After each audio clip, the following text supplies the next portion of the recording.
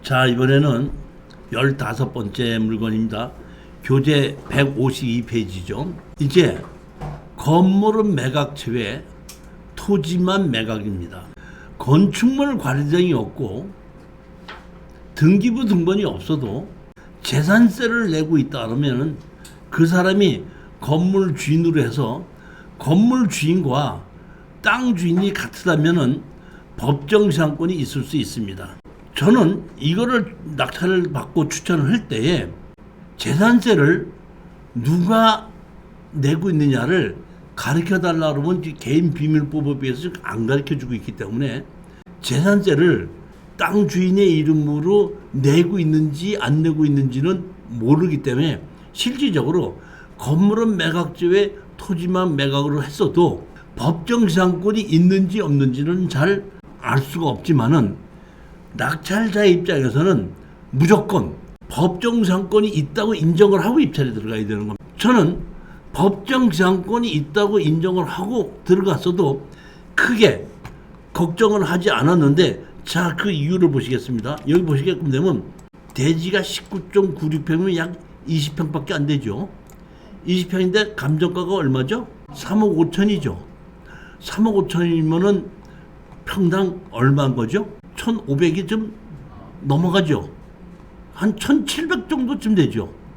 그러면 여기에 무허가 건물에, 옛날 건물에 사시는 분이 이거를 법정시한권이 있다고 했을 때 이런 정도의 땅에 살면서, 집에 살면서 지료를 낼 수 있는 그 경제력이 없을 거로 보기 때문에 저로서는 법정시한권이 있다고 하더라도 지료를 충분히 받아낼 수 있다고 생각했기 때문에 법정시한권이 있어도 크게 문제가 되지 않는다고 보는 겁니다. 아까 지분 경매는 핵심이 주인 노릇을 하는 사람이 누구냐, 주인 노릇이 있느냐 없느냐인데, 이번에는 핵심이 뭐냐면은 건물은 매각제외 토지만 매각은 건물과 땅 주인이 다 달라서 문제가 생긴 거기 때문에 건물 주인도 힘을 못 쓰고 땅 주인도 힘을 못 쓰기 때문에 이것을 해결하는 방법은 건물 주인과 땅 주인을 합쳐서 하나로 만드는 겁니다. 핵심이. 근데 여기서 아셔야 될 문제가 있습니다. 감정평가사에서는, 감정사는 땅이 얼마 감정, 건물이 얼마 감정 이렇게 감정을 합니다. 그러면 내가 예를 들어서 땅이 1억, 건물이 5천만 원, 총 1억 5천인데 가격이 두 번 떨어진다 그러면은 1억 5천에서 두 번 떨어지면 얼마죠? 7,500이죠. 7,500을 된 거를 조금 높게 써서 8,500에 만약에 낙찰을 받았다고 가정하십시다. 그러면 제가 1억 5천짜리를 7,500에 떨어진 걸 8,500에 샀으니까 반가격보다 조금 더 높게 썼으니까 내가 수익을 상당히 많이 얻을 수 있고 낙찰을 잘 받았다고 생각할 수 있는데 대단히 잘못됐다는 겁니다. 여기서 건물은 매각죄 토지만 매각해서는 제일 조심해야 될 것이, 이걸 낙찰 받았죠. 감정 가격에 의해서 건물을 내가 샀죠. 그 가격인데 그 가격을 떨어뜨려서 샀죠. 그러면 내가 건물까지 내가 같이 낙찰을 받았다고 가정하십시다. 또는 건물을 내 걸로 만들었다고 가정합시다. 그때 내가 팔으려고 공인중개한테 가면은 제일 먼저 땅이 몇 평이죠? 물어봅니다. 그러놓고 땅이 몇 평이라고 하면 번지수를 가지고 제일 먼저 자기가 보는 게 뭐냐면 용도 지역이 1종 일반 주거지역이냐, 2종 일반 주거지역이냐, 준주거지역이냐, 계획관리지역, 그거 보거든요. 그렇게 하고 건물은 보지 않고 내가 팔아달라고 얘기하면은, 아, 그 땅이 200평이니까 얼마에 팔아들 수 있습니다, 이렇게 얘기합니다. 그럼 제가 건물은요 이렇게 얘기하지 않습니까? 그럼 공인중개사들이 우리가 이런 것을 매매할 때는 건물 가격은 치지 않습니다, 이렇게 얘기를 하거든요. 일반 주택인 경우에 마진이 남지 않는 이유가 건물 가격을 감정을 하고 땅 가격을 감정을 해서 합쳐서 반 가격에 샀는데, 건물 가격이 감정이 많이 됐을 때는 팔을 때는 건물 가격이 빠지고 땅 가격만 팔기 때문에 조심해야 된다는 겁니다. 자, 여기에 있는 건물은 매각 제외로 했다 보니까 건물은 감정 가격이 안 들어갔죠. 순순히 뭐예요? 땅 가격입니다. 그러면 이거 낙찰을 받아서 건물 주인에게 내 땅을 팔든지 건물 주인이 건물을 내가 사든지 해결하는 방법은 건물 주인과 땅 주인을 무조건 하나로 만드는 겁니다. 제일 건물 매각 제외 토지만 매각해서 제일 좋은 게 내가 땅을 낙찰받고 건물 주인한테 팔고 나오는 겁니다. 그러면 어떤 것이 내가 땅을 낙찰을 받고 건물 주인에게 팔을 수 있느냐면은 땅 가격이 있고 건물 가격이 있지 않습니까? 땅 가격보다 건물이 상당히 좋을 때, 가격이 터칠 때는 건물 주인이 땅을 포기하지 않고 땅을 다시 삽니다. 근데 땅값은 비싸고 건물이 나쁘면은 건물 주인이 건물을 던지지 땅을 다시 사지 않습니다. 즉 이 얘기는 뭐냐면 여기는 땅값은 비싸고 건물은 나쁘기 때문에 건물 주인이 내 땅을 다시 산다고 할 수는 없기 때문에 처음부터 이럴 땐 이 건물을 내가 인수해야지 된다는 생각에 입찰에 들어가야 되는 겁니다. 낙찰을 받고 제가 예전에는 현장을 가서 현장에 있는 사람을 만나보고 협상을 할 것인지 합의를 할 것인지를 결정을 했는데 제가 오랫동안 경험을 하다 보니까 소송을 해놓고 합의를 하는 것이 더 빠르고 소송을 해놨기 때문에 합의금이 높아집니다. 근데 소송을 하지 않고 합의할 마음이 있어도 합의할 때는 상대편이 가격을 깎으려고 얘기를 해요. 근데 내가 먼저 소송을 딱 해놨잖아. 철거하고 나가고 지료를 낸다고 소송을 해놨지 않습니까? 그러면 그 협상을 하는 사람이 내가 협상이 안 되면은 내가 내 건물을 철거해야 되고 내가 지료까지 줘야 된다 하면 엄청난 경제적인 손해가 난다는 것을 이미 알고서 협상에 임하기 때문에 가격이 내려가지 않는다는 겁니다. 따라서 이렇게 건물을 매각 제외 토지만 매각을 할 때는 협상 먼저 하는 것이 아니라 소송부터 먼저 해놓고 협상에 들어가는 겁니다. 그리고 이렇게 건물을 매각 제외 토지만 매각해서 소장을 넣게끔 되면은 상대편이 답변서를 내기도 하고 답변에 대한 우리 답변을 한번 내고 한번 하고 그 다음에는 답변을 한 번씩 냈으면 대부분의 판사님이 나오라 그래요. 한번 그럼 출석을 하잖아요. 그러면 판사님께서 원고 누구 나오셨습니까? 예. 피고 누구 나오셨습니까? 예. 하면은 답변서 낸 거 읽어보지도 얘기도 안 하고 이 사건은 건물 주인과 땅 주인이 달라서 생긴 사건으로서 조정을 하겠습니다. 조정 몇 월 며칠 괜찮겠습니까? 그래서 조정을 바로 넘깁니다. 그러니까 답변서를 갖고 다투지 않는다 이거 먼저 조정으로 넘겨놓고 조정이 안 되면 그때 가서 다투는 겁니다. 그러니까 판사님이 대부분 건물 매각 제외 토지만 매각인 경우에는 답변서를 내든지 안 내든지 상관없고 날짜가 잡히면은 대부분의 조정으로 이날도 우리가 건물 철거하고 나가고 뭐 해라 이렇게 했더니 답변서를 냈거든요. 답변서를 냈는데도 불구하고 뭐 그냥 나오더니 보더니 원고 누구 나오셨습니까? 예. 피고 누구 나오셨습니까? 예. 그럼 몇 월 며칠 조정으로 하겠습니다 하고 조정으로 넘겨버린 거예요. 지분 매각도 협상으로 해야 되고 협상이 안 되면은 경매로 나가는 거기 때문에 상당히 간단한 건데 건물 매각 제외 토지만 매각은 건물 주인과 협상이 안 되게끔 되면은 판결문을 받아도 대체 집행까지 해야 되거든요. 그러니까 시간이 많이 걸리고 강제 집행까지 할 수가 있다 이런 뜻이에요. 즉 이 얘기는 우리가 협상을 해야 된 당사자가 법리를 잘 알고 이해가 상식적이 있는 사람 같으면 빨리 해결이 되고 고집불통인 사람 만나게끔 되면 강제 집행까지 가야 되기 때문에 부동산이 좋으냐 나쁘냐는 보다는 상대편을 협상을 해야 되는 사람이 어떤 사람이냐에 따라서 결과가 많이 달라집니다. 지분 경매는 주인 노릇을 하는 사람이 있느냐 없느냐가 핵심인 거고, 이번 거는 법정 시한권이 있느냐 없느냐는 별로 중요하지 않고 상대편이 어느 정도의 법률이 상식이 있느냐 없느냐에 따라서 달라집니다. 여기에 첫 사례는 여기에 있는 그 사시는 분은 상당히 상식이 있는 분으로 아주 좋으신 분인데, 제가 제일 먼저 놀란 게 뭐냐면 이게 5천만 원의 전세 보증금이 있었죠. 근저당 설정보다 어떻게 한다? 조금 5월 16일이면 근저당 설정보다 이게 조금 늦었죠. 늦기는 했는데 여기 보면은 우리가 낙찰을 받아가지고 현장에 갔을 때는 이 주인이 이 5천만 원 다 해줘가지고 없더라고요. 이미 그 사람이 해결했다는 뜻입니다.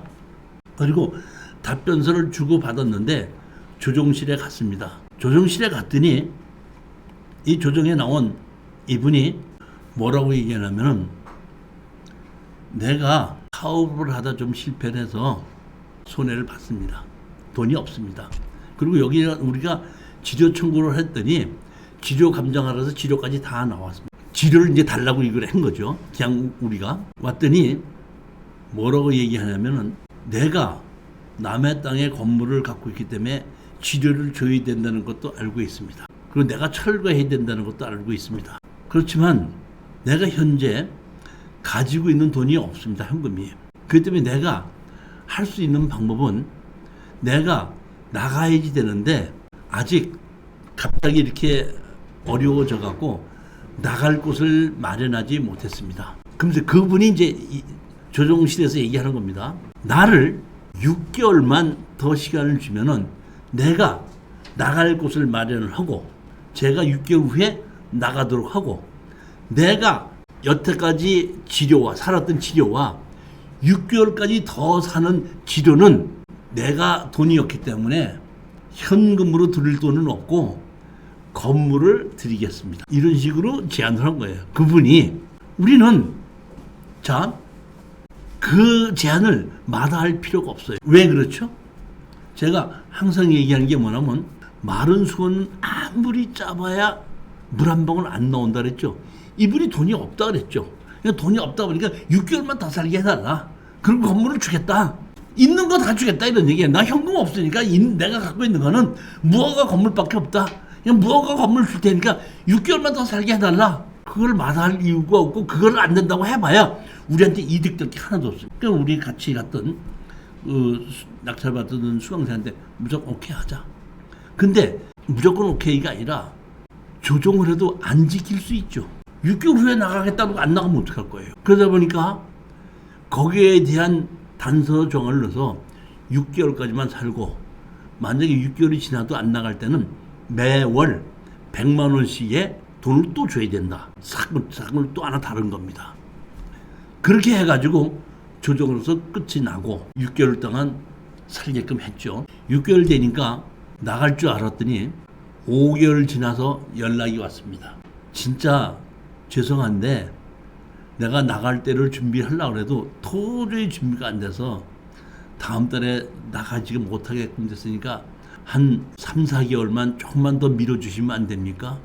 이 얘기를 뭐냐면 안 나가겠다는 게 아니라 못 나간다는 얘기고, 전화를 했다는 얘기는 100만 원씩 안 내고도 어떻게 저는 한 3, 4개월만 더 살게 해달라 이런 얘기 아니에요. 그래서 우리 낙찰받은 수강생이 나한테 연락이 왔더라. 어떻게 하면 좋겠냐 그러길래, 그러면은 그 3개월 안에 더 안 나갈 때는 이제 우리 건물에 대한 것을 강제 집행하겠다. 거기에 대해 동의한다 그러면은 3개월을 더 살게끔 해주고, 만약에 그때락도 안 한다 그러면 강제 집행으로 해서 우리가 이행을 하겠도 좋겠냐 했더니 좋다 하는 말로만 얘기를 하고 그럼 그대로 살아라 해갖고 3개월을 더 살고 나니까 그 사람이 이제 나가는 겁니다. 자, 나가면 우리는 이거를 무허가 건물과 땅을 제3자한테 팔아야 되죠. 그러면 나가는 거를 우리가 돈 주고 산 거죠. 현금으로 주지 않았지만 쥐려 갖고 우리 산 거 아니에요. 그러면 우리가 제3자한테다가 이 건물을 내 걸로 만들어야지 공인중개사가 팔아주겠죠. 내가 만약에 여러분한테 공인중개사한테 가서 내가 땅이 하나가 있는데 그 건물이 무허가 건물입니다. 그런데 무허가 건물이 내 겁니다. 그러니까 땅 팔 때 같이 팔아주십시오 하면은 공인중개사가 제일 먼저 물어보는 게 재산세 내고 있습니까? 물어봅니다. 재산세 내 이름으로 내고 있습니다. 하면은 팔아줍니다. 그러면 거기서 계약서를 쓸 때에 그 땅에다가 그 위에 있는 건물까지 같이 해서 땅은 얼마로 한다, 건물은 얼마로 한다고 계약서 같이 써서 하면 됩니다. 자, 그렇게 해서 약 9개월 만에 건물을 넘겨받으면서 제가 이렇게 뒷마무리를 한 겁니다. 자, 보십시오. 법에 보면 우리는 뭐가 있냐면 부동산 거래 신고 등에 관한 법률이 있죠. 정의 이 법에서 사용하는 용어의 뜻은 다음과 같다.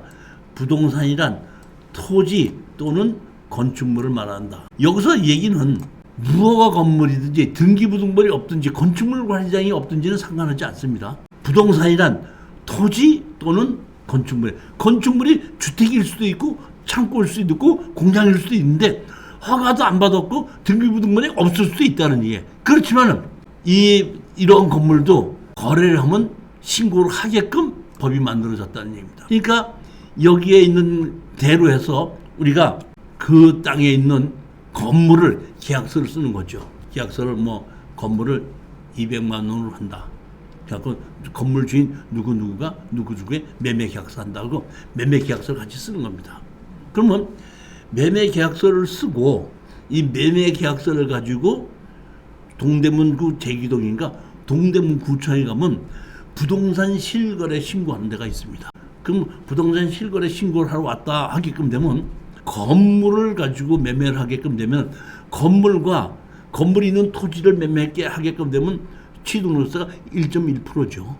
그럼 예를 들어서 제가 건물을 200만 원에 계약서 썼지 않습니까? 200만 원에 계약서 쓰면은 22,000원이죠. 22,000원이잖아요. 그러면 제가 실거래가 신고하게끔 되면 거기 구청에서 실거래가 담당자가 1.1% 해가지고 취등록세 내게끔 고지서를 끊어줍니다. 그럼 고지서를 끊어가지고 그 옆에 은행에다 내고 오라 그래요. 그럼 가서 제가 22,000원을 내고 오지 않습니까? 그래서 영수증을 주면은 그때부터는 그것이 등기부등본은 없어도 등기부등본이 뭐냐면은 건물에 관한 여러 가지 권리를 증명하는 거죠.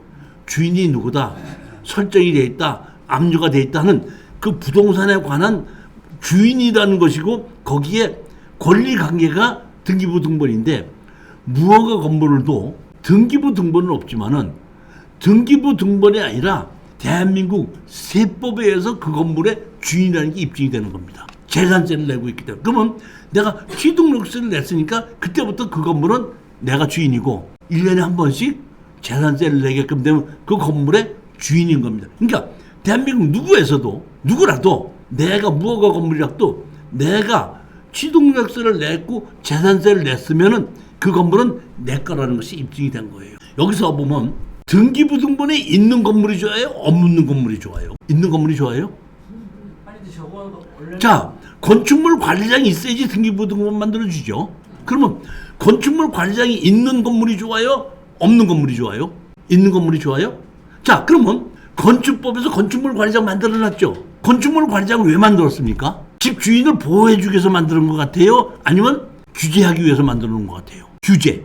자기 마음대로 집을 넓히지도 못하고 용도 변경도 못하게끔 만들어 놓은 게 하기 위해서 건축물 관리장을 만들었잖아요. 그럼 건축물 관리장을 만들어 놓고 내가 조금이라도 준축을 하든지 용도 변경을 하면 이행강제금이 나오죠. 근데 건축물 관리장이 없는 걸 내가 증축을 하든지 용도 변경을 해도 과태료를 매겨요, 못 매겨요? 그러니까 있는 게 좋은 거야, 없는 게 좋은 거야? 그런 면으로 보면 없는 게 좋은데 없는 건물을 가지고서는 무허가 건물은 사업자 등록증은 안 내줘요. 그런 걸로는 좀 불편하죠. 그렇지만 무허가 건물도 포함이 됐기 때문에 이렇게 계약서를 써서 취등록서를 내 걸 만든 겁니다. 제가 사실 몰랐는데 논산에 있는 무허가 건물이 아니라 실질적으로 그러니까 허가를 받지 않은 건물인데 재산세를 내고 있는 건물이 있는데 내가 그걸 양성화를 시키기 위해서 내가 양성화 신청을 했더니 당신이 그 건물 주인이라는 걸 갖고 오라는 거야. 어떻게 갖고 오냐, 뭐가 있는데 어떻게 했냐 했더니 여기는 이 건물은 재산세를 내고 있기 때문에 그 사람이 주인입니다. 그러니까 그 사람한테서 매매 계약서를 가지고 오십시오 해서 제가 무허가 건물도 이런 식으로 거래가 되고 있다는 걸 그때 세무서에서 가서 알았어요. 그러니까 이런 것이 많이 있는지 내가 그럼 어떤 식으로 서류를 받아야 됩니까 했더니 아예 무허가 건물 매매하는 거에 대한 걸 양식을 복사를 해놨더라고. 이걸 주면서 이대로 하시면 됩니다 그러더라고. 근데 우리는 보면 여기 보면 다른 건 필요 없고 실질적으로 매매 계약서 한 번만 갖다 주면은 취등록세 고지서를 발급해 주더라고요. 그러니까 아까 여기 원래 집 주인이 저기 무허가 건물인 걸 알고 이제 들어간 거잖아요. 그렇죠. 예. 근데 그러면 그 먼저 살던 그 주인은 무허가 건물이니까 재산세나 이런 걸 하나도 안 내고 있었던 거예요. 아니지. 냈는지 안 냈는지는 내가 모른다고 했잖아. 제3자는 안 가르쳐 준다고. 그렇지만 현재 이걸 이 사람한테 우리가 샀지 않습니까? 네. 샀으면 그 사람이 재산세를 내고 있어도 우리가 신고하기 때문에 우리 이름으로 바뀌는 거고 안 내고 있어도 우리 걸로 되는 거고. 그러니까 제가 아까 얘기했듯이 법정 상권이 있느냐 없느냐는 중요하지 않다. 그러니까 제가 계약서를 가지고 갖다 주니까 우리 이름으로 바뀐 거예요. 그러니까 먼저 번에 그 사람이 재산세를 냈는지 안 냈는지는 알 필요도 없고 일단은 내 걸로 된 거죠. 바뀐 거죠. 핵심이 그겁니다. 그렇게 해서 이렇게 바꾸고 나서 건물을 했더니 제일 많이 또 물어보는 것이 저한테다가 교수님 그러면은 무허가 건물을 샀을 때에 무허가 건물을 갖고 있다고 과태료가 나올 수도 있지 않습니까? 넣어야 안 넣어요? 무허가 건물 과태료 넣어야 안 넣어요? 무단으로 용도 변경하면 과태료 나와야 안 나와요? 나오죠. 나올 수 있지 않느냐. 자 그러면 제가 그 두 가지를 갖고 제가 설명을 드릴게요. 형사소송법에 의해서 범죄를 저지르면 고소를 하게끔 되면 경찰이 조사를 하겠죠. 근데 거기에 형사소송법에 보면은 범죄를 저질렀는데 일정 기간이 지나면은 그 범죄를 묻지 않는 형사소송법이 있죠. 형사소송법에 건축법에서 무허가 건축물은 제가 기억하기로는 5년입니다. 형사소송법에 의해서. 그러면 이것이 5년이 지나서 공소시효가 지나면 경찰에서 고소는 못합니다. 그런데 경찰에서 하는 것이 아니라 행정기본법에 의해서 담당 공무원이 과태료를 물릴 수가 있습니다. 그러니까 따로따로 있는 겁니다. 제가 예전에 몰랐는데 이번에 이런 문제가 나와서 내가 변호사한테 물어보고 자세히 알았습니다. 하나는 형사고소를 할 수 있는 게 있고 하나는 공무원이 행정기본법에 의해서 과태료를 물릴 수도 있습니다. 제가 이제 기억이 나더라고요. 한 20년 전에 제가 강남에서 사업자 등록증을 내고 사업을 하고 있을 때입니다. 근데 강남경찰서에서 검찰청에서 나를 오라고 연락이 왔어요. 내가 무슨 죄를 저질렀나고 갔습니다. 그랬더니 강남구청 담당자가 내가 회사에서 갖고 있던 자동차에 내가 관리를 안 하다 보니까 검사 기간을 넘겼어요. 검사 기간을 넘겼으면 담당 공무원이 행정기본법에 의해서 그냥 과태료를 물릴 수도 있는데 이 담당자는 과태료를 물리지 않고 고소를 했어. 그래가지고 검사가 나를 보고 오라는 거야. 그래서 내가 무슨 죄를 저질렀다고 갔더니 당신 왜 오늘 와서 이렇게 불렀냐면 당신 자동차 회사에 갖고 있는데 당신 대표이사인데 여기 보면은 자동차 그거 검사 안 받았네요. 여기 그 강남구청 담당자가 당신 고소를 했습니다.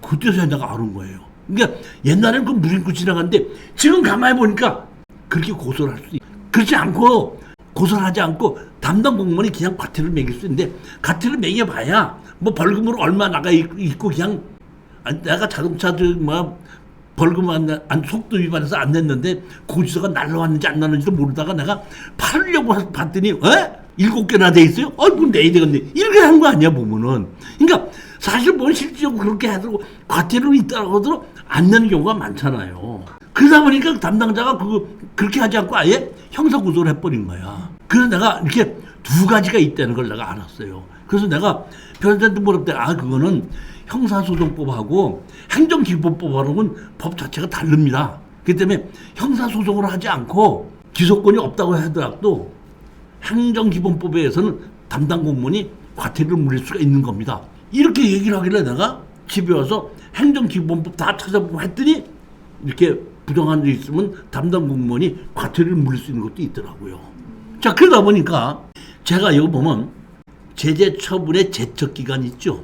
행정기본법에도 제척기간이라는 것이 있더라고요. 그래서 행정청은 법령 등의 위반 행위가 종료된 날부터 5년이 지나면 해당 행위 위반에 대하여 제재 처분을 할 수 없다. 다시 말하면 잘못된 것을 저질렀어도 제척기간이 5년이 지나고 나면은 5년이 지나고 난 다음에 공무원이 너 이거 옛날에 10년 전에 무허가 건물 지었네? 이렇게 해서 할 수 없다 이런 뜻입니다. 다만 여기 보면 다음 각호의 어느 하나에 해당되는 1항을 적용하지 아니한다. 이겠죠. 그러니까 원래는 5년이 지나면 제척기간에 의해서 없어지는데 5년이 지나도 안 없어지는 건 언제냐? 인허가를 받을 때 거짓이나 부정하게 받았을 때는 안 된다 이런 뜻입니다. 당사자가 인허가나 신고의 위법성을 알고 있었거나 이렇게 하면 된다는 걸 알고 있거나 중대한 과실로 알지 못하게 된 경우에는 그런 경우에는 이거를 적용하지 아니한다. 이런 것이 있기 때문에 대부분의 무허가 건물을 지어놓고도 몇 년이 지났다고 했어요. 한 4, 5년 지나고 나면은 과태료가 안 나오고 형사소송으로 해도 기각이 되고 이런 경우가 많이 있다는 얘기입니다. 그러니까 제가 이렇게 있기 때문에 이 행정기본법에서 제척기간이 있다는 것을 우리가 알고 있자는 얘기. 그 제척기간이 뭐예요? 5년이다 이런 얘기입니다. 그렇기 때문에 무허가 건물을 갖고 있어도 공소시효가 지나면은 형사고소 못하는 거고 행정기본법에 의해서 제척기간이 지났을 때도 과태료를 내지 않는다. 이런 법이 있다는 것을 우리가 알고 있자는 겁니다. 근데 핵심적인 거는 뭐냐면 여기 왜 건축물 관리장에 뭐로 나오죠? 위반 건축물 이렇게 나오죠. 이 위반 건축물로 적는 순간 여기 밑에 보면은 건축물 관리장 밑에 보면 무엇을 위반했다는 것이 적혀지거든요. 이거는 고치라고 그랬는데 고치지 않았기 때문에 범죄 행위가 끝난 게 아니라 범죄 행위가 계속 진행되기 때문에 제척기간에도 들어가지 않고 공소시효에도 들어가지 않는다는 겁니다. 이렇게 무조건 고쳐야 된다는 겁니다. 근데 고치고 나면 바로 저거 없어지는 거잖아요. 고치고 나면은 위반 건축물 내가 원상 복구했으니까 고쳐달라고 얘기하면은 담당자가 와서 보고 위반한 걸 고치게끔 되면 다시 삭제를 해주죠.